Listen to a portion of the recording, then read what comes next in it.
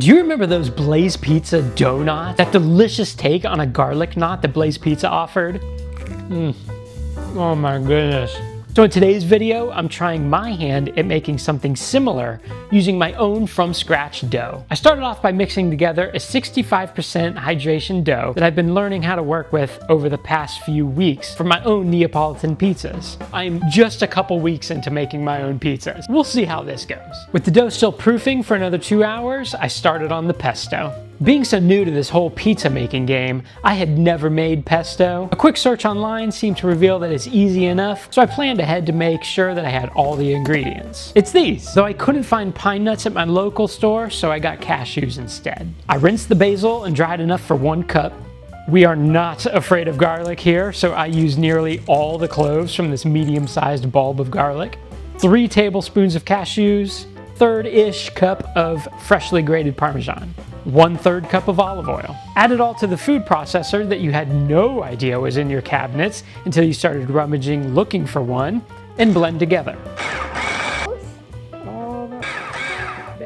Delicious! An hour before the cook, I put my pizza stone in the oven, set it to broil so it gets all nice and toasty, and got all of the toppings out of the fridge so that they could get to more of a room temperature. For both my pizzas and what I'm trying with these knots tonight, I like to get all my ingredients out early, like an hour early. Like this mozzarella cheese right here, I had it sitting over here.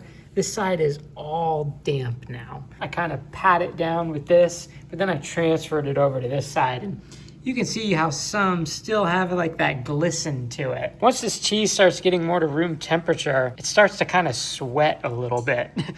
Just moving it around and trying to keep it dry is what's gonna lead to a better pizza, and I think better knots. The Blaze Pizza donuts almost reminded me of a cinnamon roll visually, so I spread my dough out nice and thin in a rectangular shape. I dressed the dough with my homemade pesto, initially trying to spread it out with a spoon, but that didn't work so well, so I spread it out with my hands instead. Then I topped it with the mozzarella. Similar to a cinnamon bun recipe, I then rolled up this dough, making it look more like a burrito. Then I just went at it, cutting into it roughly 1.25 inches each section.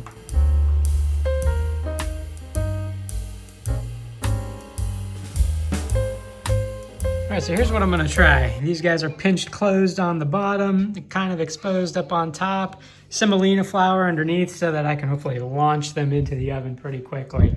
But we'll see. I don't have too much faith in this. Let's see. These I'm gonna go ahead and put in this tray here. These guys, what I'm talking about is I'm kind of like pinching the bottom closed and just kind of roll them up. Might be a horrible mess. That's why I wanna have them mostly in here in case they kind of just fall apart everywhere.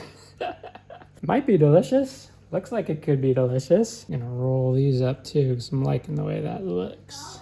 Gonna try these guys in real quick. And these guys.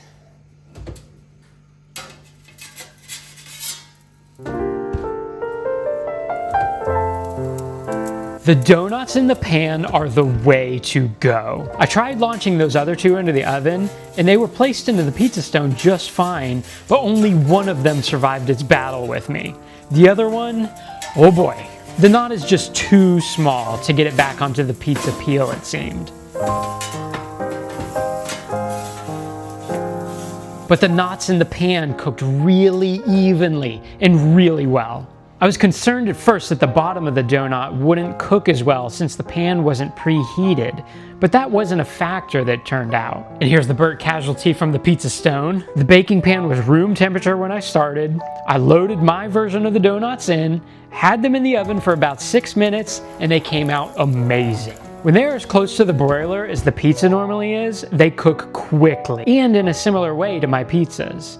And oh my goodness, what a result. This is the very first time I'm trying to recreate a recipe, especially something from a restaurant that I used to love. And it may be just a simple one, but I'm so proud of myself for being able to do this now, especially since I'm just a few weeks into making pizzas. Look at all that mozzarella-y, pesto-y goodness. I plated up a few for my wife, and a few minutes later she returned an empty plate. I think she approves. The next weekend, I went to make my donuts again, but I wanted to use a bigger baking sheet so I could potentially bake more than 4 at a time. My pizza stone and my baking sheet both need to fit in side by side on the top rack closest to the heating coil. So after some rummaging, I eventually found a suitable pan. Then I got to making my pesto. Basically the same recipe as last time, though it may have had even more garlic this time.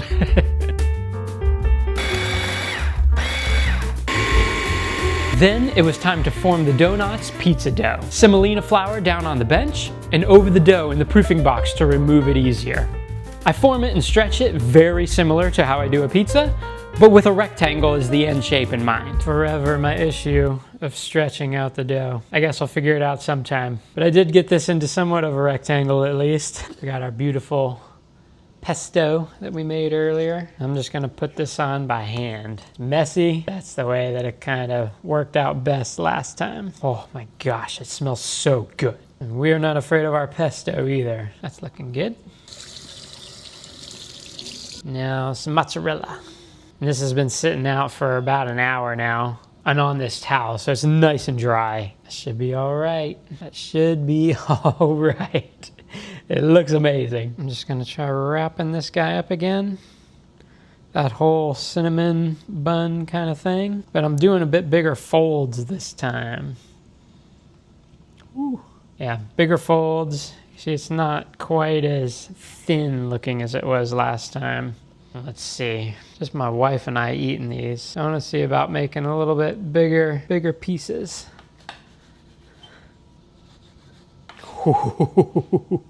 Okay, that's looking fantastic. Then again, like I did last time, you see when you cut it, it has like both sides exposed. I'm just pinching the bottom here, and then I'm rolling the top together. Pinch and roll. Ooh. I guess we'll put like corners and then like this oddball one in the middle. This guy's already got its pocket. Guess it makes sense, you know, the whole Blaze Pizza thing. If they stop selling this because of presentation or the way it's cooking, it makes sense. If they were doing this the whole time, it's like kind of hard to make, you know, especially if you're trying to assembly line a business. And they do make fresh dough there at Blaze Pizza, so they say. Every morning they're making fresh dough. So I would imagine it would have been like this. Check that out. Looking pretty fantastic. Let's get them in the oven. Okay, I measured it beforehand, so we got the pizza stone on the right. My tray should fit right in here. Perfect. And just a quick peek. Oh my goodness, the pesto-y smell. I'm gonna rotate this thing around just because I don't know if the burner is the same. I don't know if like the coil under there is cooking at the same rate on front to back, you know? Oh my goodness. They look so good. I think a little bit longer. Oh, the smell-o-vision. Let's see. Oh, I think that's it. I think that's it. I think that's it. Oh my goodness gracious. Look at that. This second round of donuts came out so good. I got this all plated up for my wife. Look at this guy. Mozzarella coming out the top. You can see the pesto on the side. The browning on the dough.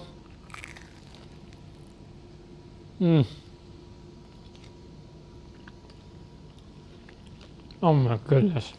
Oh my goodness. It's so good. Oh my goodness.